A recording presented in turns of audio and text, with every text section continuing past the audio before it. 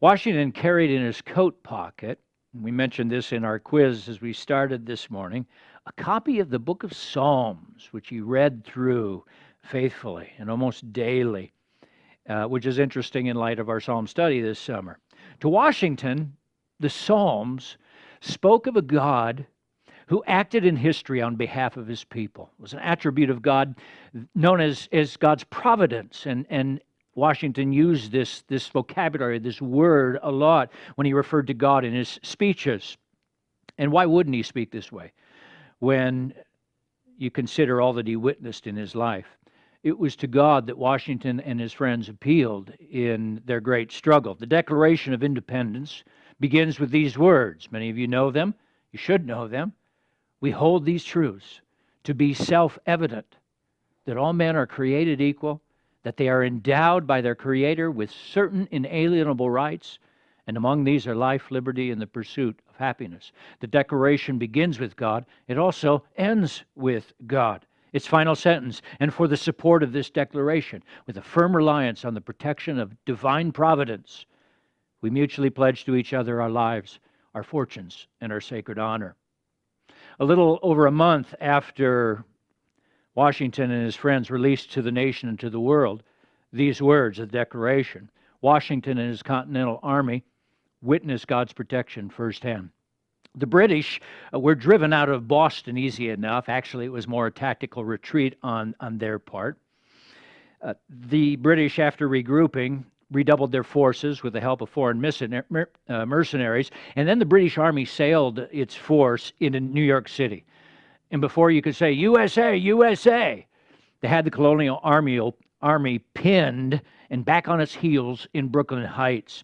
All the British Army had to do was sail a few ships up the Hudson River, position its armies, spring the trap, and the war would have been over before it began. The only thing that was preventing that was a stretch of nasty weather, complete with a stiff northeast wind that was keeping the ships from sailing up the river. Hopelessly outgunned and outmanned, Washington had only one escape: to evacuate his army across the river and live to fight another day. But any attempt at escaping would likely be seen by the British, who at once would launch their attack, unless the British couldn't see the Continental Army escaping. On the night of August 29th, 1776, Washington ordered a retreat across the Hudson. Despite the bad weather, he had no choice. It was now or never. Author David McCulloch, in his bestseller, 1776, writes this: "It was about 11 o'clock when, as if by design, the northeast wind died down. From then on that night, boats began to cross and recross the Hudson, ferrying soldiers and supplies to the other side. But they couldn't do it fast enough. Though nearly morning, a large part of the army still waited to embark," McCulloch writes. "Without the curtain of night to conceal them, their escape was doomed. Incredibly, yet again, circumstances, fate, luck, providence, the hand of God, as would be said so often, intervened. Just at daybreak, a heavy fog settled in over the whole of Brooklyn, concealing everything no less than had the night.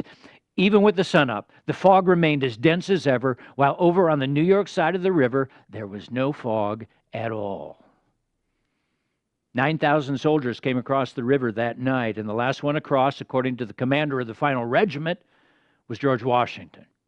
Disaster was averted. The army lived to fight. Was that a coincidence? We'll never know till we get to heaven.